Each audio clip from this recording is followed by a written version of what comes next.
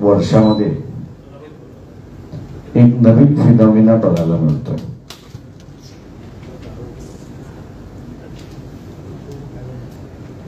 आणि हा नवीन फिनॉमिना जो आहे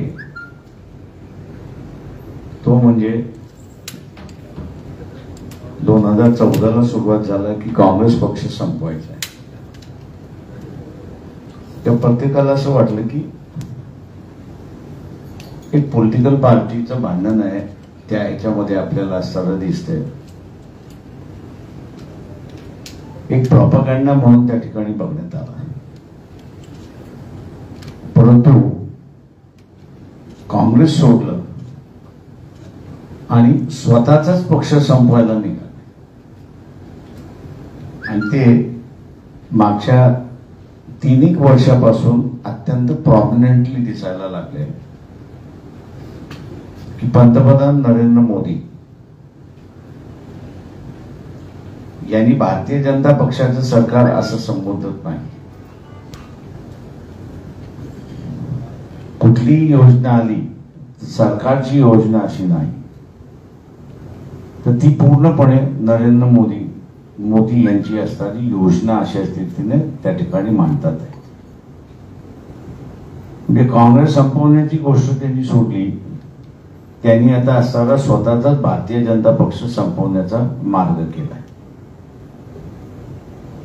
त्याच्या पुढे जाऊन आपण असणारा पाहिलं तर भारतीय जनता पक्षाचा असणारा बॅकबोन जे आहे ते RSS आहे। वैचारिक मतभेद आमच्या RSS चे आजही कायम आहेत। ते वैचारिक मतभेद आम्ही असताना म्हणालो होतो की ते वैदिक धर्म चे पुरस्कर्ते आहेत आणि मग जात व्यवस्थेचे पुरस्कर्ते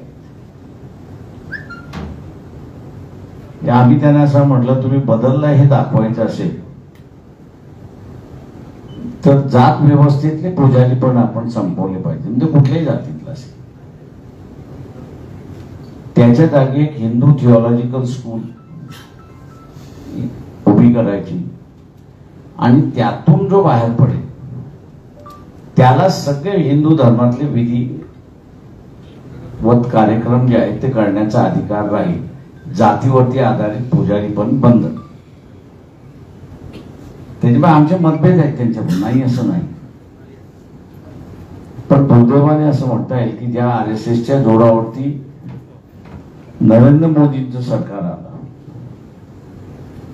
आम्ही असं मोहन भागवत यांना असताना विचारतो की तुम्ही मागच्या 2.5 वर्षामध्ये किती वेळा नरेंद्र मोदी यांच्याकडे वेळ मागितला किंवा त्यांना असताना तुम्ही सांगितलं आपण भेटलं पाहिजे। या 2.5 वर्षामध्ये नरेंद्र मोदी आणि मोहन भागवत यांची भेट तरी झालेली आहे का? संघाचा असणारा जो कार्यकर्ता आहे त्यांनी हा प्रश्न स्वतःलाच विचारला पाहिजे की नरेंद्र मोदी हे जर मोहन भागवतांना भेटत नसतील तर त्यांनी नरेंद्र मोदींना असणारा प्रचार का करावा? कारण का उमेदवार हा असणारा BJPचा नाही तर सांगितलं जातो नरेंद्र मोदींचा असणारा उमेदवार आहे, मोदींचा उमेदवार। त्याच्यामुळे असणारा भारतीय जनता पक्षच संपलाय की काय अशी असणारी परिस्थिती त्या ठिकाणी निर्माण झाली। हे जे पार्टीलेस देशाला करण्याचं धोरण चाललेलं आहे हे धोकादायक आहे। मोदींच्या मनामध्ये जे आहे, पोटामध्ये जे आहे ते आता तोंडावरती यायला लागते।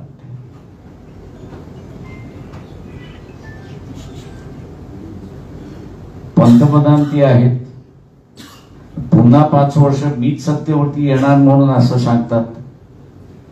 काँग्रेसवाल्यांनी 29 असताना तयारी करावी असंही त्या ठिकाणी म्हणतात आणि दुसऱ्या बाजूस सत्तेवरती नसलेला काँग्रेस हा देश सोडणार असा प्रचार त्यांचा चाललेला आहे। देशाचा एकोपा पण किंवा युनिटी ज्याला आपण म्हणू, याच्यामधला बिगेस्ट फॅक्टर जो आहे, सगळ्यात महत्वाचा फॅक्टर जो आहे, तो पॉलिटिकल पार्टीज आहेत, राजकीय पक्ष आहेत. राजकीय पक्ष हे भारताच्या एकतेचे सिम्बॉल आहेत असं मी त्या ठिकाणी मानतोय. आणि हे सिम्बॉल संपवायला कोण निघालेला आहे, तर नरेंद्र मोदी निघालेले आहे. त्याच्यामुळे आमचा असणारा आरोप आहे नरेंद्र मोदींवरती की त्यांनाच आज देश तोडायचा आहे. आता ही जी नरेंद्र मोदींची भूमिका आहे आणि त्याच्याच बरोबर असणारा मोहन भागवत यांना भेटायचं नाही, संघातला जो कार्यकर्ता आहे त्याला ही मान्य आहे का?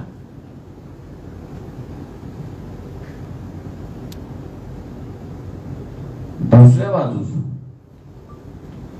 संघ आणि भारतीय जनता पक्ष आम्ही हिंदूंचे प्रतिनिधी आहोत म्हणून या ठिकाणी म्हणतात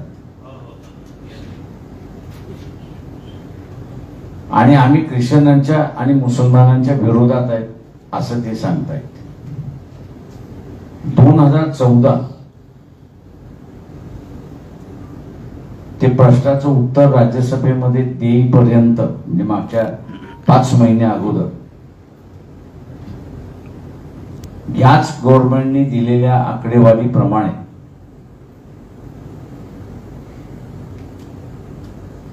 17 लाख कुटुंब की ज्यांची स्थावर मालमत्ता 50 कोटीच्या वरती आहे आणि यांचा धर्म हिंदू आहे, अशांनी भारतीय नागरिकत्व सोडलं आणि विदेशी नागरिकत्व त्यांनी घेतलं. इथे फसवल्या काय जाते की अफगाणिस्तान मधला, बांगलादेश मधला आणि पाकिस्तान मधल्या हिंदूंना आम्ही असणारा एंट्री देतो, त्यांना यायला मोकळं देतो. पण भारतामधला असणारा हिंदू बाहेर चाललाय, याचं समर्थन आरएसएस कसं करते? आमचं मतदारांना आव्हान आहे की आरएसएस आणि विश्व हिंदू परिषद असेल, बजरंग दल असेल किंवा भारतीय जनता पक्षाचे कार्यकर्ते प्रचाराला येतील आपल्या वस्तीमध्ये, आपल्या गावामध्ये किंवा आपल्यापर्यंत, पहिल्यांदा त्यांना असं विचारा की ही 17 लाख कुटुंब, आणि हे उत्तर त्यांनी राज्यसभेमध्ये दिलेलं आहे, माझी आकडेवारी नाही, राज्यसभेमध्ये दिलेल्या उत्तराप्रमाणे 17 लाख कुटुंब यांनी भारतीय नागरिकत्व सोडलेलं आहे. तर यांना मतदान कसं द्यायचं हे मतदारांनीच आता विचारलं पाहिजे.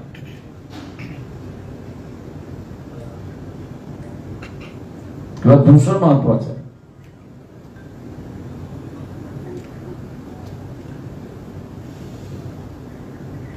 कालच्याच एका चॅनलच्या माहितीप्रमाणे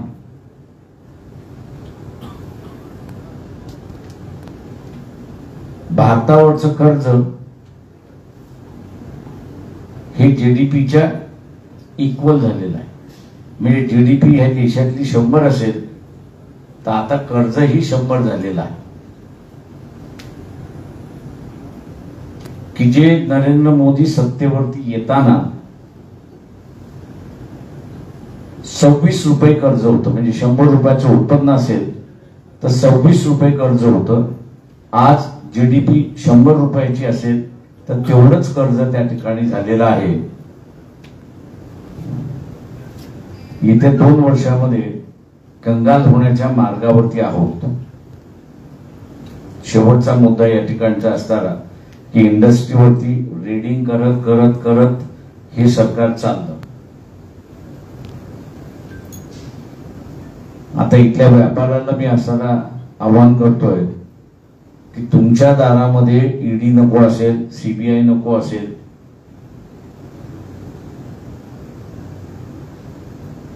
ते नरेंद्र मोदींचं सरकार येऊ देऊ नका.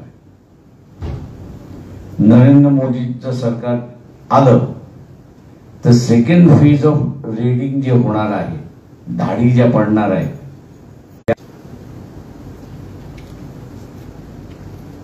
ते 14 जण ही बीजेपीचे नुसते समर्थक नव्हते, तर ते डोनर होते अशी असणारी परिस्थिती आहे. तेव्हा चंद्रपूर मधल्या व्यापाऱ्यांना आपण त्यांना बीजेपीचे मतदार आहोत, डोनर आहोत म्हणून इथे वाचल्या जाईल असं नाही.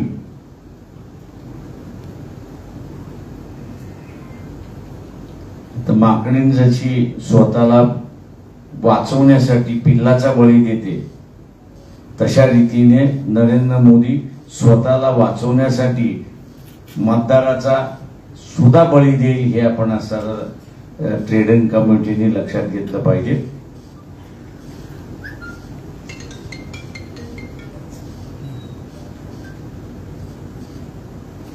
आज आम्ही असा एक मेन विरोधी पक्ष म्हणून असणारा या ठिकाणी उपस्थित म्हणजे उभं राहिलेलो आहोत आणि महाराष्ट्रभर असताना त्याचं एक स्वागत केलं जाते अशी परिस्थिती आहे. माझं निवेदन संपलं, आपण असं विचारू शकतो.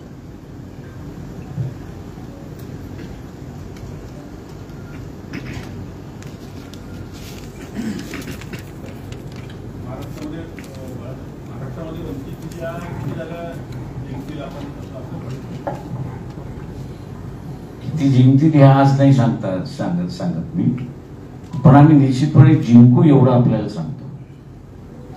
कारण का माझ्या अंदाजानं इथले जे अॅनालिस्ट आहेत हे ट्रेडिशनल अॅनालिस्ट आहेत. मला कंप्लीट करू द्या प्लीज. ट्रेडिशनली अनालिसिस करतात येत असं मी त्या ठिकाणी मानतोय. मी आता बुलढाणा म्हणून असं उदाहरण देतो की माझ्या बाजूला आहे. जरांगे ह्या फॅक्टर कोणीच लक्षात घेतलेला नाही.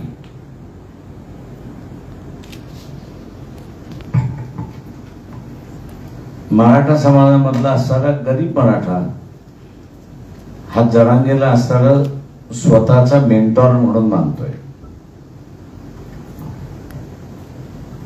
आज माझा घोडा आहे हा मी असं म्हणतोय. आणि जे काही बघितलेलं आहे 30% मतदान हा जरांगे पाटलाच्या याच्याप्रमाणे वोटिंग करणार आणि त्यांनी या चारही पक्षांना मतदान देऊ, दोन्ही आघाड्यांना मतदान देऊ नका असं त्यांनी म्हटलेलं आहे. दुसरा फॅक्टर जो असणारा लक्षात घेतलेला नाही आणि तो म्हणजे की आपण असणारा ओबीसी हा नेहमीच धार्मिक आहे आणि मग भारतीय जनता पक्षाकडे आपण पाहतो. परंतु जे काही मध्यंतरी आंदोलनं झाली त्या आंदोलनामधून असणारा ओबीसी हा पॉलिटिकल जागृत झालेला आहे आणि वोकलही झाला अशी असणारी परिस्थिती आहे. आणि म्हणून संख्येने बलाढ्य असताना मराठा समाज ज्याला तो ठणकावून सांगत होता की मी तुला माझ्या ताटामध्ये घेत नाही, माझ्यामध्ये तू रिझर्वेशन घेऊ नको, तेव्हा एसर्टिव्ह झालाय असं मी त्या ठिकाणी मानतो. हे दोन फॅक्टर्स माझ्या अंदाजानं फार मोठ्या प्रमाणात इफेक्ट करतील असं माझं स्वतःचं म्हणणं आहे. बाळासाहेब, वंचितला प्रत्येक निवडणुकीमध्ये उमेदवार आयात का करावा लागतो? कारण मागे पण असंच झालं, यावर्षी पण. आयात म्हणण्यापेक्षा उमेदवार आमच्याकडे असतो, येतात त्या सगळ्या ह्याच्यामध्ये आणि नंतर मग असणारं लढवण्याचं जे कामकाज चालतं या ठिकाणी त्यामध्ये असणारा उमेदवार मग एक तर गप्प बसतो किंवा असणारा घरी बसतो. जसं मसरा मागच्या वेळेस यवतमाळ ह्याच्यामध्ये उभे होते, आजही ते घरीच बसलेले आहेत. कारण का प्रेशरायझिंग टॅक्टिक्स या ठिकाणच्या फार मोठ्या प्रमाणात चालतात आणि त्या प्रेशरायझिंग टॅक्टिक्सला आम्ही असणारं तोंड देऊ शकत नाही हे मी कबूल करतो. बाळासाहेब, गुजरात सरकारने एक नवीन अध्यादेश आणला आहे. जर हिंदू धर्मातील लोकांना शीख, बौद्ध धर्मात जर कन्वर्ट करायचं असेल किंवा त्यांना धर्मांतर करायचं असेल तर सरकारची परवानगी घ्यावी लागेल. मुळात असं आहे की रिलिजियस फ्रीडम आहे. तुम्ही कुठल्या रिलिजन मध्ये जाता, कुठल्या देवाला मानता, कुठल्या देवीला मानता, हा तुमचा असणारा अधिकार आहे. मायानंदनं हा असणारा निर्णय जो काही केलेला आहे तो चॅलेंज केला जाईल कोर्टामध्ये. बाळासाहेब, कुठलीही निवडणूक लढण्यासाठी आर्थिक पाठबळ हे अत्यंत महत्वाचं असतं. आपल्याकडून आर्थिक पाठबळ मिळवण्यासाठी लोकवर्गणीचा वापर केला जातो किंवा ते एक माध्यम आहे, आपलं प्रभावी माध्यम आहे. आणि वंचितला मानणारा जो वर्ग आहे तो मोठ्या प्रमाणात जमेल तशी मदत करतोय. पण दुसरीकडे आपण हेलिकॉप्टरने देखील प्रचार करता आणि ही एक महागडी यंत्रणा मानली जाते निवडणुकीतली. कसं मॅनेज करता? मग पक्षाकडे इतकं आर्थिक पाठबळ आहे की नाही आणि नेमकं काय सत्य परिस्थिती आहे? लोक वर्गणी देतात, तुम्हीच कबूल केलेलं आहे. क्राऊड फंडिंग आम्ही असताना करतो. त्याच्याच बरोबर असताना आता इलेक्शन कमिशनने कलेक्शन सिस्टम ही असणारी थोडीशी सोपी केलेली आहे.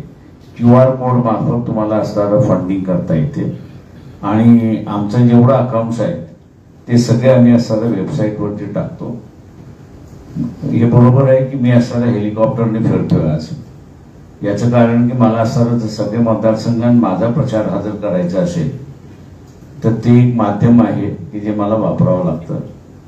या माध्यमाचा असणारा खर्च जो आहे किंवा आमच्या असणारे जेवढे स्टार प्रचारक आहेत या सगळ्यांचा असणारा खर्च हा पार्टी अकाउंट मधनं होतो. बाळासाहेब, ज्या पद्धतीने आधी वंचित बहुजन आघाडीने स्टार्टिंगला जो प्रचार केला आणि त्यावेळेस तिसऱ्या क्रमांकावर रेसवर आपली वंचित बहुजन आघाडी चंद्रपूर लोकसभा वनिहानी क्षेत्रातून दिसत होती, पण आता रेसच्या बाहेर दिसून राहिली. मी नाही म्हणत, जनता म्हणते. तर यासाठी तुम्ही काय म्हणता? माझं म्हणणं असं आहे की रिझल्ट होईपर्यंत कोणी जजमेंट देऊ नये असं माझं आग्रह आहे. प्रत्येकाची मतं ही असतात. माझं जे आज अनालिसिस मला असताना जे दिसते त्या ह्याच्यामध्ये असताना आजही त्याच्यामध्ये त्याच्याबद्दलची किती चीड आहे ही तुम्ही असताना अंदाज घेतलेला नाहीत. त्याच्यामुळे माझ्या अंदाजानं हे जे प्रिडिक्शन जे चाललेले आहेत त्या तुमच्या प्रिडिक्शन्स खऱ्या ठराव्यात असं मी त्या ठिकाणी हे करतो. पण परिस्थिती वेगळी निघाली तर शॉक लागू नका एवढीच फक्त विनंती. बाळासाहेब, इकडे तुम्ही इंडी आघाडी सोबत वारंवार जागांसाठी तडजोड करता आणि मागच्या काही वर्षात लक्षात येत आहे की प्रत्येक वेळेस त्या काही तुमच्या मागण्या पूर्ण करत नाही आणि तुम्ही बाहेर पडता. येत्या विधानसभा निवडणुकीत पुन्हा तुम्ही त्या टेबलवर बसणार आहात का तडजोडीसाठी? नाना पटोलेंना हा प्रश्न विचारला तुम्ही काय की त्यांची उमेदवारी जाहीर झाल्यानंतर त्यांनी माघार का घेतली? तुम्ही हा प्रश्न जर विचारला तर तुमच्या प्रश्नामध्ये तुम्हाला उत्तर दिसेल. बड़सर इसी प्रश्न का एक्सटेंशन है. जैसा कि आपने स्टार्टिंग में कहा मोदी साहब ही देश को तोड़ना चाह रहे हैं, मगर अभी आपके जितने भी उम्मीदवार खड़े हैं जो जीत जाते हैं शुभेच्छा, बट जो नहीं जीत रहे हैं वो अधिकतर कांग्रेस के वोट काट रहे हैं. तो ये इनडायरेक्टली बीजेपी को हेल्प होगी. आप ये क्यों कह रहे हैं? पिछली बार 9 जगह पर कांग्रेस को सिर्फ मुसलमानों का वोट मिला, हिंदुओं का वोट मिला नहीं. यह आपने कभी एनालिसिस किया ही नहीं और कभी सोचा ही नहीं है. आपका जो जहनियत बनी है या जो बनाया जा रहा है उसी पर को आप रट रहे हो. जो हम लोग ने बात कही कि पिछले बार की जो है 9 सीटों पर कांग्रेस को सिर्फ और एनसीपी को सिर्फ मुसलमानों के वोट मिले, हिंदुओं के वोट मिले नहीं. आपने इसको कभी ध्यान से देखा ही नहीं और इसलिए आपका जो है जो कहने जा रहा है वही आप सुनते रहे हो. दूसरा कोई है नहीं.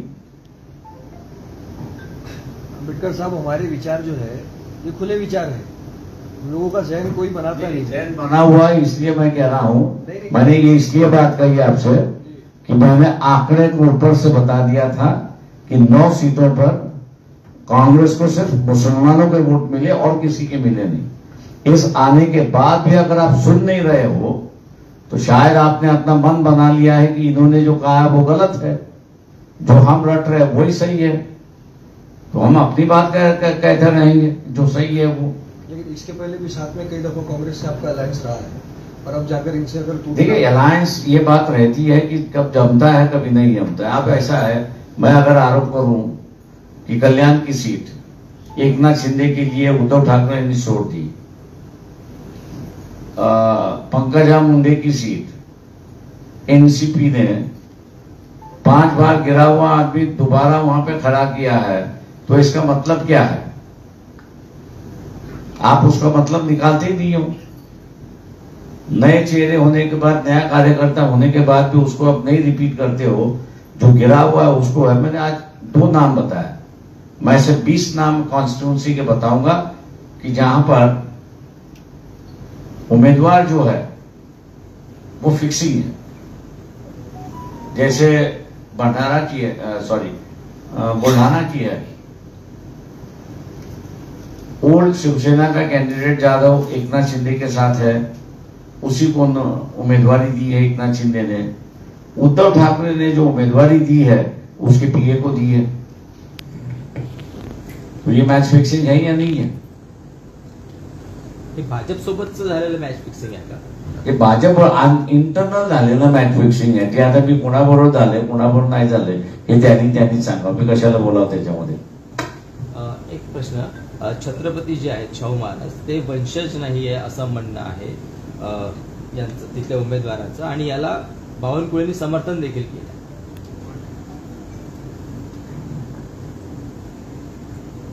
जगाला माहिती आहे आणि जगाने एक्सेप्ट केलेलं आहे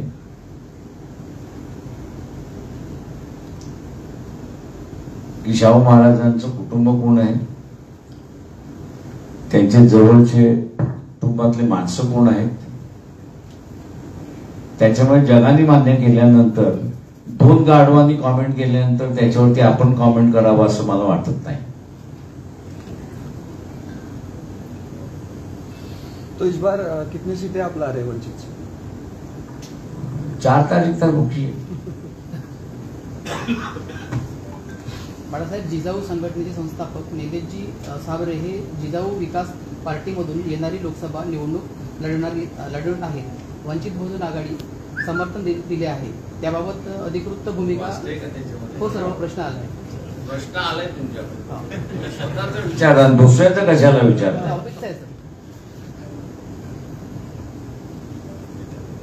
मागच्या वेळेस निर्भयवरून सभा झाली खूप राज्यभरावर, त्याचा फायदा कोणाला होईल? निर्भय म्हणण्याचा असा एक कार्यक्रम झाला होता.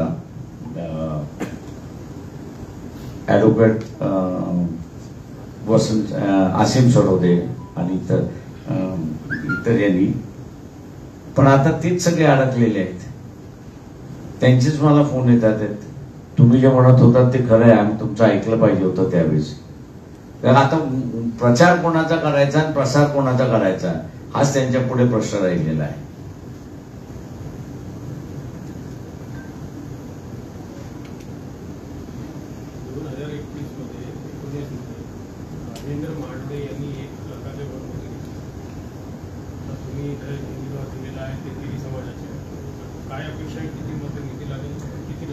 ते मी आता सर काहीच कुठल्याच उमेदवाराच्या संदर्भातलं भाष्य करत नाही, बोलत नाही.